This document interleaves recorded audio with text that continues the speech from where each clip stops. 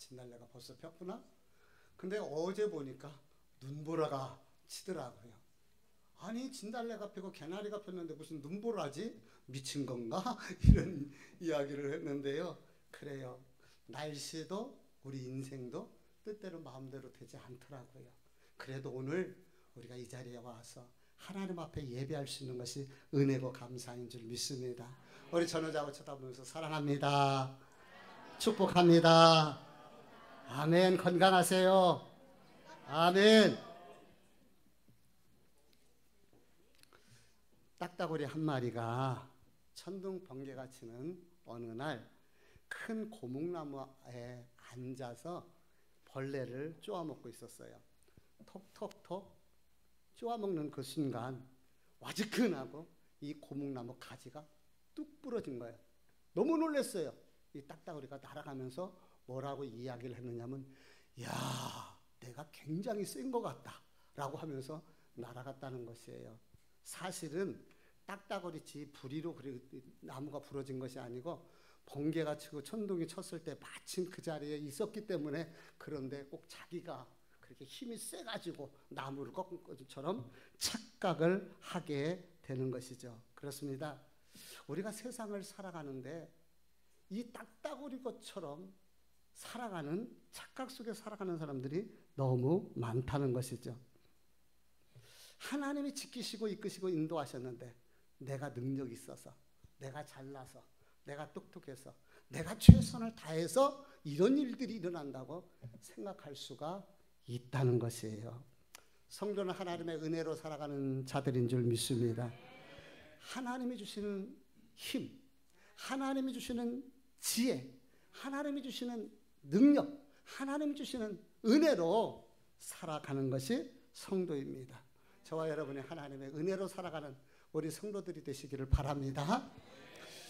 우리 예수 믿는 사람들이 가장 많이 사용하는 단어가 은혜라는 그런 단어일 거예요. 좋은 일이 생기면 하나님의 은혜입니다. 어려운 일이 있으면 하나님께서 은혜를 주실 거예요. 기도할 때도 하나님 은혜를 주옵소서. 여러분은 어떠신가요? 은혜라는 단어를 종종 입에 올리면서 사시나요? 아니면은 은혜라는 단어와 상관없이 그렇게 살고 계십니까? 입만 열면 은혜, 은혜, 하나님의 은혜입니다라고 말하는 분이 계셔요. 그분이 누구냐면 오늘 본문의 주인공 사도 바울입니다. 10절 말씀을 우리 같이 한번 읽어보도록 할게요. 시작. 그러나 내가 나 된 것은 하나님의 은혜로 된 것이니 내게 주신 그의 은혜가 헛되지 아니하며 내가 모든 사도보다 더 많이 수고하였으나 내가 한 것이 아니요 오직 나와 함께 하신 하나님의 은혜로라. 아멘. 하나님의 은혜로, 그의 은혜로, 하나님의 은혜로라. 3번씩이나 반복해서 은혜, 은혜, 은혜를 이야기하고 있습니다. 이 말을 다시 쉽게 좀 표현을 해보면은, 내가 나 된 것은 다 하나님의 은혜입니다. 하나님이 내게 주신 은혜가 헛되지 않아서 내가 사도들보다 더 많이 수고를 했지만은, 그러나 내가 잘나서 내가 능력이 있어서가 아니라 이게 다 하나님의 은혜였습니다 라고 고백을 하는 것이지요. 입만 열면 하나님의 은혜를 이야기하는 거예요. 그럼 은혜란 무엇일까요? 은혜가 무엇일까? 그래서 그 은혜를 알아야지 우리가 은혜라는 단어를 쓸 수가 있는 것 아니겠어요? 근데 이 은혜라는 단어가 어떤 단어 하나로 딱 설명하기가 참 어렵습니다. 그래도 히브리어로는 어떤 단어를 은혜라는 단어와 연결시켜서 쓰는가, 또 헬라어는 어떤가, 우리 한글에서 은혜는 어떤 의미를 가지고 있는가 한번 살펴봤으면 좋겠는데요. 우리 스크린을 한번 바꿔줘 볼래요? 히브리어에서 가장 많이 사용하는 단어가 헤세드, 은혜할 때 보통 헤세드를 이야기하는데, 그 말은 은혜, 인애, 선함 이런 것을 얘기할 때 헤세드라는 히브리어를 써요. 또 헨이라는 단어를 쓸 때가 있는데, 자비함, 호의, 즐거움을 뜻할 때 이때 hen이라는 단어를 쓰고요. 토부라는 단어가 있는데 기쁘게 하다, 선하게 하다. 또 라힘이라는 이 단어는 긍휼, 사랑 또는 자비를 나타낼 때 이 히브리어를 써요. 헬라어로에서는 카리토라는 단어를 쓰게 되는데 호의를 가지다, 축복하다 이런 뜻에서 카리토라는 단어를 쓰고 있습니다. 그런데 헬라어에서 가장 많이 쓰는 것이 우리가 알고 있는 단어가 카리스 들어봤죠? 카리스라는 단어를 가장 많이 사용을 합니다. 그 뜻은 은혜다 또는 우애다 이런 뜻을 가지고 있죠. 또 영어에서는 우리가 잘 알고 있는 것처럼 그레이스라는 단어를 많이 써요. 은혜, 우애 이런 뜻으로 사용을 하고 있습니다. 그러면 한글에서 은혜란 무엇이냐?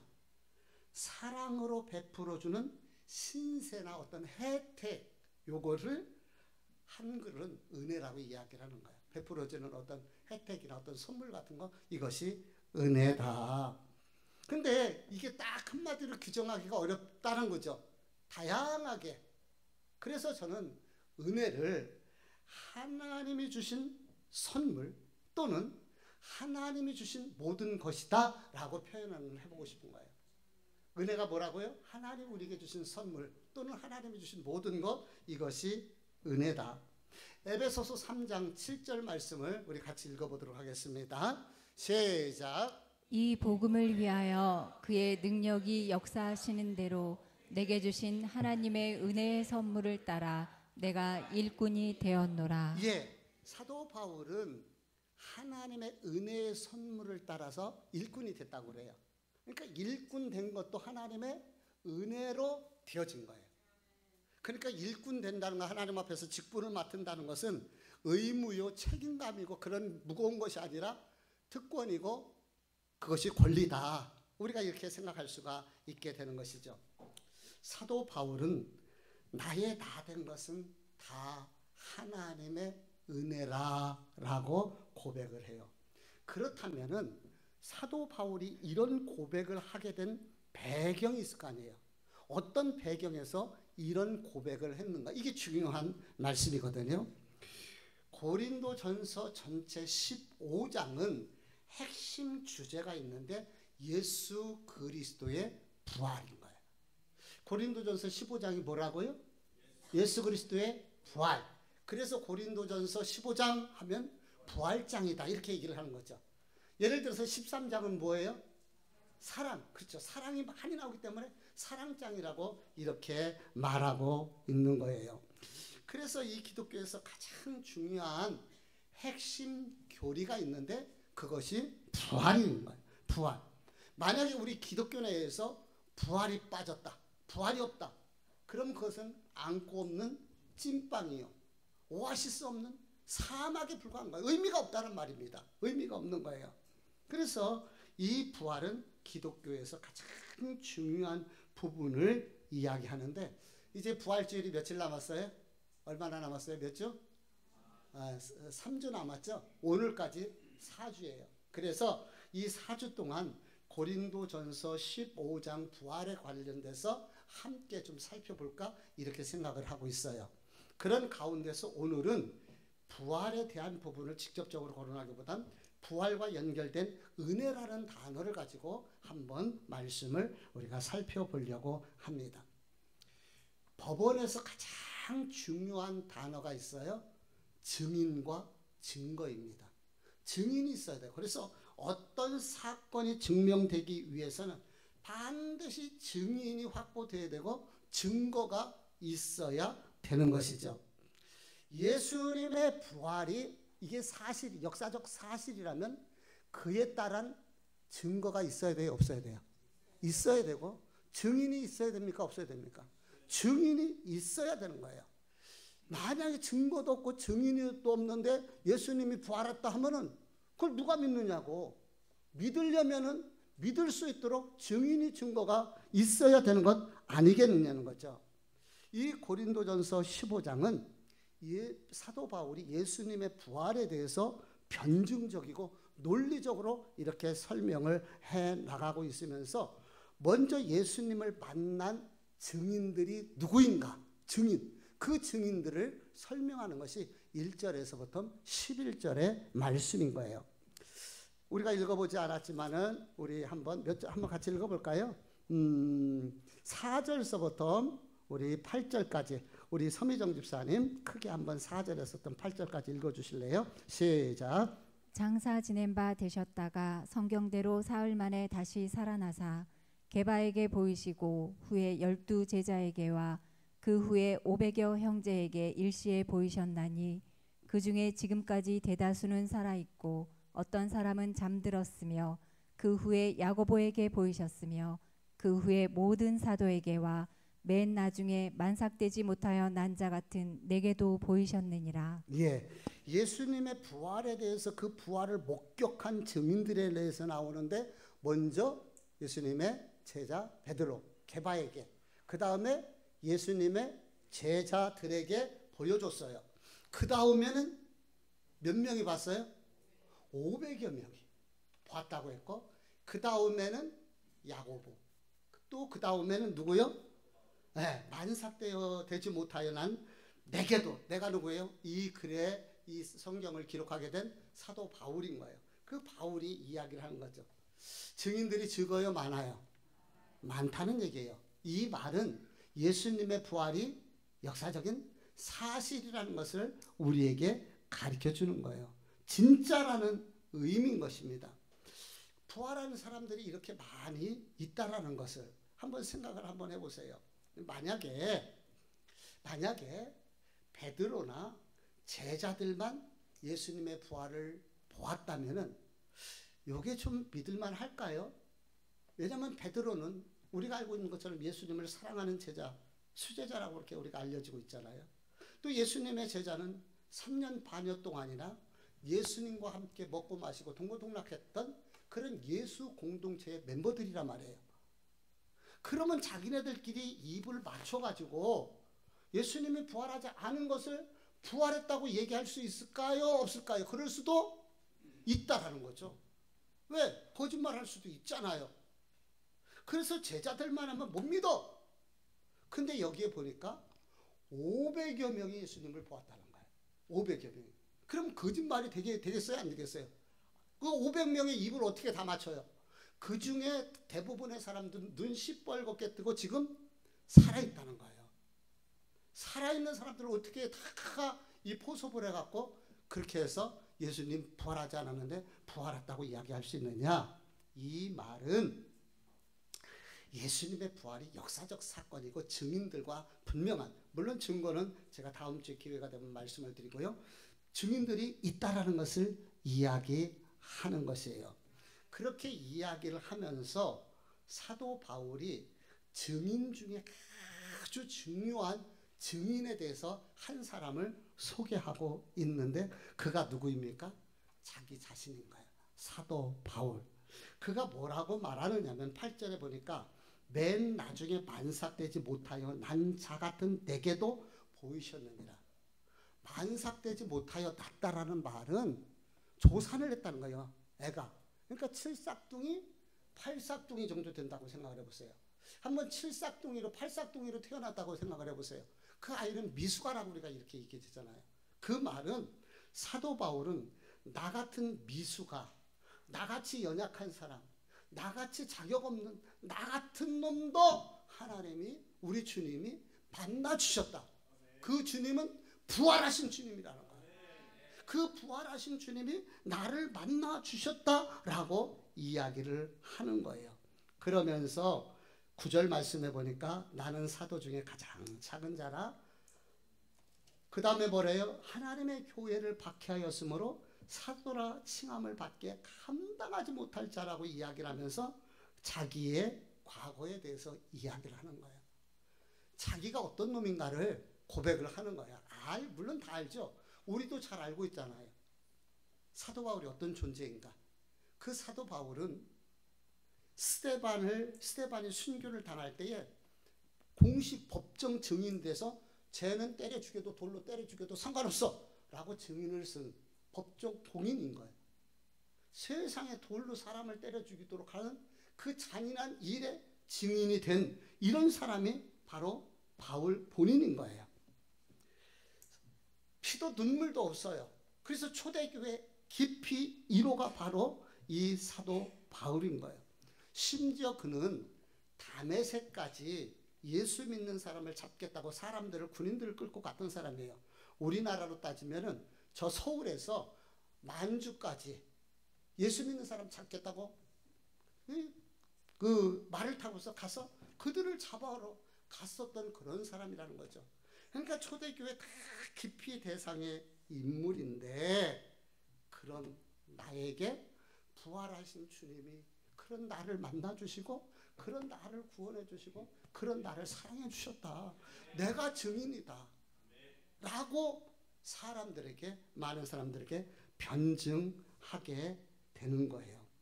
자, 여기까지 읽으면, 여기까지는 이해가 되시죠? 예. 이해 안 되시진 않죠? 이해가 되시죠? 그러면 우리 9절에서부터 10절 말씀을 한번 읽어보도록 합니다. 9절에서 10절 시작. 나는 사도 중에 가장 작은 자라. 나는 하나님의 교회를 박해하였으므로 사도라 칭함받기를 감당하지 못할 자니라. 그러나 내가 나 된 것은 하나님의 은혜로 된 것이니 내게 주신 그의 은혜가 헛되지 아니하여 내가 모든 사도보다 더 많이 수고하였으나 내가 한 것이 아니요 오직 나와 함께 하신 하나님의 은혜로라. 예. 8절까지는 예수 그리스도의 부활을 목격한 사람들에 대해서 이야기를 하면서 나 같은 사람, 너 하나님을, 예수 그리스도의 부활을 본 그런 목격자다라고 이야기를 하고 있어요. 그렇다면은 말씀이 이렇게 쭉 보면서 이제 7절에서 11절로 이렇게 넘어가면 별 문제가 없을 것 같은데, 8절, 9절이 바울에 대한 간증이고 고백인데, 이 간증과 고백이 삽입 구절처럼 들어가 있는 거예요. 이 글을 쓰는 사람은 이게 무슨 의미인가를 금방 이해할 수가 있어요. 예수님이 부활한 증인들에 대해서, 예수님이 부활하신 증인들에 대해서 지금 사도 바울이 쭉 이야기를 하다가 갑자기 자기 간증을 집어넣는 거예요. 제가 설교 준비를 할 때 종종 고민하는 장면이기도 합니다. 내용이도. 여러분들이 동의가 될는지 모르지만은 저는 개인적으로 설교를 할 때에 잔소리하지 않고 간결하게 또 이렇게 장황하게 설명하지 않으려고 되게 많이 노력을 하고, 또 설교가 논리성을 잃어버리지 않으려고 논리성에 대해서 많이 생각을 하면서 말씀을 준비합니다. 근데 논리적으로 어떤 말씀을 쭉 전개해 나가다가 이런 내용을 여기다 좀 첨가하면 좋겠다 하면서 중간에 끼어들어오는 그런 내용들이 있을 때가 있어요. 이럴 때 이 말씀을 넣을 것인가 뺄 것인가, 어떨 때는 과감하게 설교해서 원고를 다 작성해서도 주일날 아침에 빼버리는 경우가 있어요. 그리고 어떨 때로는 그대로 사용할 때가 있는데요. 객관적으로 봤을 때 9절, 10절의 말씀은 사실 넣지 않아도 별 문제가 없을 것 같은데, 왜 사도 바울은 자신을 소개하며 자신의 간증에 대해서, 과거에 대해서 이렇게 고백하는 내용들을 이곳에 포함시켰을까 하는 거예요. 왜 그랬을까요? 사도 바울이 부활하신 주님에 대해서 지금 쭉 설명해 나가는 거잖아요. 그 증인들에 대해서 이야기를 하잖아요. 그러다가 맨 마중에 나 같은 죄인도 우리 주님이 만나 주셨다라고 이야기를 하다 보니, 돌아보니 너무 은혜가 감사한 거예요. 무엇이 감사합니까? 그랬잖아요. 이야기한 것처럼 교회를 박해했던 존재예요. 스데반을 죽였어요. 순교하게 됐어요. 그러니까 살인자요. 우리가 객관적으로 보면. 그런데 이런 나를 주님께서 만나 주시고, 이런 나를 긍휼히 여기셔서 내가 뭔데 나에게 사도의 직분을 주셨는가, 하나님의 은혜입니다 라고 그렇게 고백적 차원에서 이 삽입 구절이 들어가지 않았을까 제가 생각을 하는 거예요. 사도 바울의 이 모습을 보면서 저는 사도 바울이 이 말씀을 기록할 때 아마 눈물을 흘리지 않았을까 하는 생각이 듭니다. 저도 언젠가 이 본문을 읽다가 이 본문을 묵상하다가 울었던 기억이 있습니다. 왜냐하면 사도 바울의 그 이야기가 마음적으로 깊이 공감이 가는 거예요. 그 말을 할 수 없고 그 말을 했던 그 바울의 마음이 이 말씀이 제 마음속에 와서 느껴지더라고요.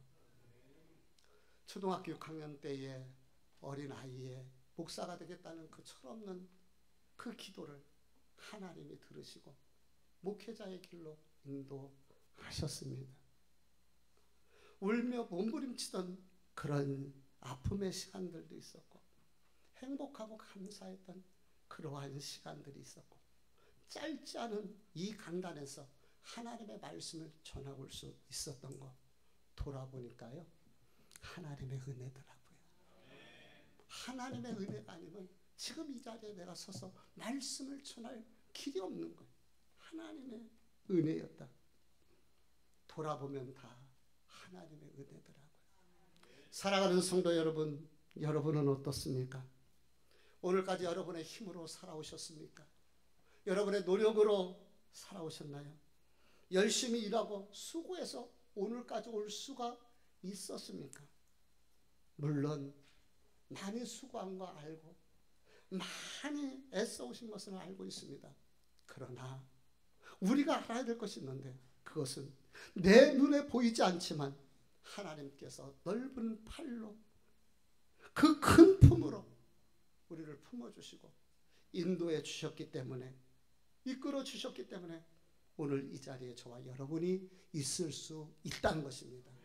그런 의미에서 그것이 다 하나님의 은혜인 거예요. 서론에서 제가 은혜는 무엇인가 단어를 설명을 할 때에 은혜는 하나님이 우리에게 주신 선물 또는 하나님이 우리에게 주신 모든 것이라고 했는데요. 그렇다면은 우리에게 가장 큰 은혜가 어떤 은혜일까요? 가장 큰 은혜. 은혜는 다양하다고 말씀을 드렸습니다. 예를 들어보면은 아프고 힘든 일들이 있었어요. 그런데 하나님께서 그 아프고 힘든 문제를 가지고 기도하는데 그 문제를 해결해 주셨어요. 우리는 은혜다라고 표현을 합니다. 사람과의 관계가 얽히고 설켰어요. 그 관계를 풀기 위해서 하나님 앞에 기도하고 있었습니다. 근데 그 문제가 잘 해결돼서 관계가 해결됐어요. 우리는 이것을 하나님의 은혜라고 이야기를 합니다. 진로 때문에 직장 때문에 고민했던 청년 하나가 그 문제가 해결됐어요. 좋은 직장을 만나서 마음 놓고 일할 수 있게 되었습니다. 감사한 거죠. 은혜라고 그렇게 표현을 합니다. 아침마다 건강한 모습으로 살아가는 가족들이 각자의 영역으로 움직여 나갈 수 있는 것, 이게 다 하나님의 은혜인 것이죠. 은혜는 참 다양한 거예요. 다양하게 우리가 사용할 수가 있어요. 그런데 그 모든 은혜 중에서 우리가 가장 중요한 은혜, 필요한 은혜, 고귀한 은혜가 무엇일까?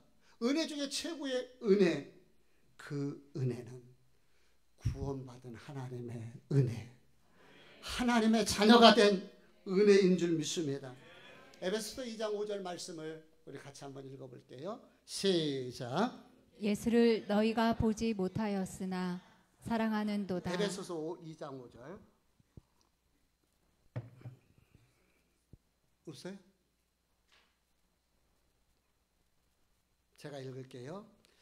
허물로 죽은 우리를 그리스도와 함께 살리셨고 너희는 은혜로 구원을 받은 것이라. 아멘. 죄와 허물로 죽은 우리를 은혜로 구원을 받았다라고 이렇게 말씀하고 있는 것입니다. 그러니까 은혜 중에 최고의 은혜가 어떤 은혜라고요? 하나님의 자녀가 된 은혜, 구원받은 구원의 은혜, 그래서 다른 건 다 떠나서라도 우리는 하나님의 축복받은 구원받은 하나님의 자녀라는 거예요. 빌립보서 1장 8절에서 9절 읽어볼게요.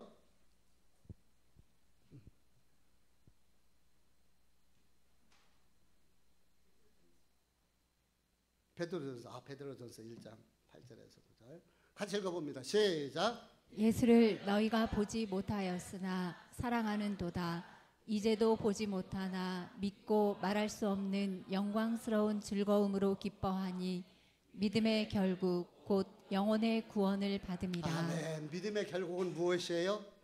영혼의 구원. 우리가 교회를 다니는 이유, 예수 그리스도를 믿는 이유, 그 첫 번째 이유는 영혼의 구원입니다. 하나님의 은혜를 통하여서 우리가 예수 그리스도를 믿고 주님을 영접할 수 있고 그 믿음의 근거에서 우리는 구원을 받은 것이에요. 이것이 가장 큰 은혜요. 최고의 은혜인 것을 깨달으시고 기억하시기를 바랍니다. 사도 바울이 다메섹 도상에서 예수님을 만났잖아요. 예수님을 핍박하고 그 예수 믿는 사람들 잡아 끌고 오겠다고 정말 본때를 보여주겠다고 그 마음으로 사람을 인술해서 끌고 가다가 그 다메섹에서 빛 가운데 나타나신 주님을 만나게 되어졌고 그는 그 자리에서 완전히 변화된 거예요. 사람 변하기 쉽지 않습니다. 사람 변하는 것이요 정말 이게 특별한 상황 아니면 잘 변하지 않아요. 근데 사도 바울은 변화되었습니다. 그래서 교회를 핍박하던 그가 교회를 위해서 핍박을 받는 자로 바뀌어졌고 복음을 방해하던 복음 방해자가 복음을 위해서 생명까지 내놓는 그러한 자로 바뀌어진 것이죠. 고린도후서 11장 23절에서 33절 말씀까지를 보면은 그 잘 나가던 사도 바울이 예수 그리스도를 만나고 나서 복음을 위하여 예수를 위하여 어떤 고난을 당하였는가 이 사건들을 쭉 설명을 하거든요. 이렇게 이야기하고 있어요. 유대인의 40에 하나 감하는 매를 5번 맞았고 왜 40에서 40대를 안 때리고 하나를 감해주느냐 39대까지만 때리느냐 40대 맞으면 죽을 수가 있어요. 그러니까 39대를 맞았다는 것은 죽도록 맞았다는 얘기예요. 그렇게 매를 맞습니다. 3번 퇴장을 맞고요. 1번 돌에 맞고 이 돌에 맞았을 때는 그때도 죽었어요. 사람이 죽은 줄 알고 갔다가 식으면 밖에다 갖다 버려버리잖아요. 근데 하나님께서 그를 다시 살려서 일어나게 하시고 돌아오게 한 것이죠. 이렇게 어려움을 당하게 되죠. 3번 배 타고 가다가 파손당해서 죽을 뻔했고요.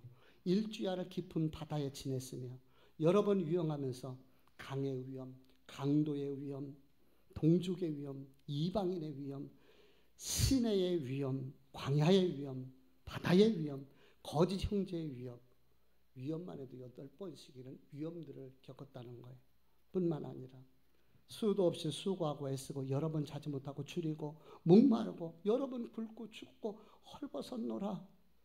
야, 사람이 만약에 이런 고난을 당한다면 이거 견딜 수 있겠어요? 사람이 아닌 것 같아요. 그런데 왜 이런 그 잘 나가던 귀족집, 그 잘 나가던 로마 시민권을 가지고 있었던 그 사도 바울이 이런 고난을 감수하면서 예수 그리스도를 전하지 않으면 안 될 수밖에 없었느냐는 거죠. 그거는요, 죄인 중에 죄인, 만삭되지 못하여 태어난 것 같은 그 미수가 같은 그 연약한 그 버림받을 수밖에 없는 그 손가락질 당할 수밖에 없는 자신을 사랑해 주시고 버리지 아니하시고 불러주시고 구원해 주시고 만나주신 그 은혜 생각하니 생명이 주관케 하신 거예요. 그 부활의 주님을 전하지 않으면 견딜 수가 없어서 복음을 전하게 된 것이죠.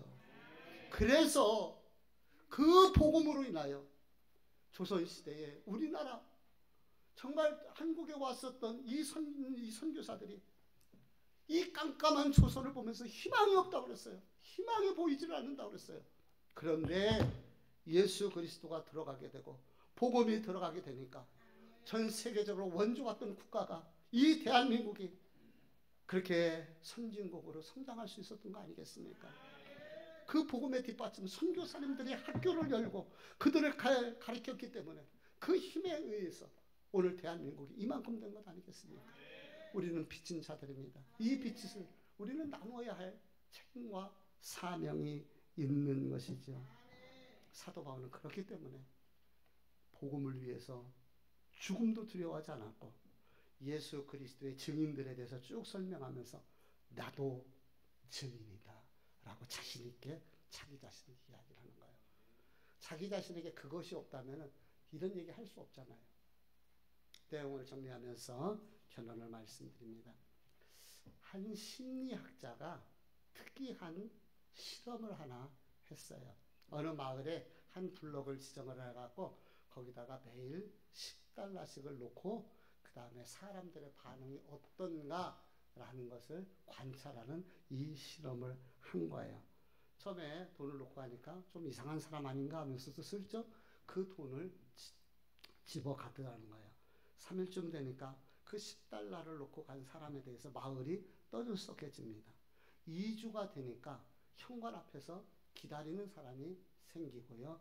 3주가 지나가니까 아주 당연한 듯이 돈을 받아가고 주워가더라는 것이에요.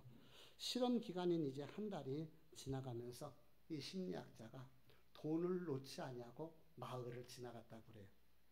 그랬더니 사람들이 아주 불쾌하게 왜 돈 안 주고 가느냐고 하더라는 것이죠. 사람들은 이유 없이 베풀었던 그 은혜가 시간이 가면서 당연한 것처럼 생각하게 됐고 고마워하기는커녕 오히려 주지 않을 때 서운해하고 불쾌해 했다는 것이에요. 혹시 이 모습은 우리들의 모습이 아닐까요? 하나님께서 우리에게 한량없는 은혜를 베풀어 주셨는데 감사할 줄 모르고 당연한 줄만 알고 당연하게 생각하며 살아오지는 않으셨습니까? 일상의 평안이 꺾어지고 뜻하지 않은 일을 만나보면은 우리의 일상의 평안함이 하나님의 은혜였던 것을 절로 고백할 수밖에 없잖아요. 그래서 때로는 고난이 유익이라고 그 고난을 통하여서 우리의 마음의 눈이 하나님을 향하여 고정하고 우리의 심장의 고의 좌표가 주님을 향할 수 있게 되는 것이죠. 하나님께서는 때마다 일마다 은혜를 베푸시고 때마다 일마다 우리를 도우시며 이 모양 저 모양으로 이끌어 가시는 줄 믿습니다. 그러나 그 다른 모든 것보다도 나같이 연약하고 죄인이고 허물덩어리인 나를 구원해 주신 그 은혜, 그 은혜보다 더 큰 은혜가 어디 있겠으며 그 사랑보다 더 큰 사랑이 어디 있겠습니까?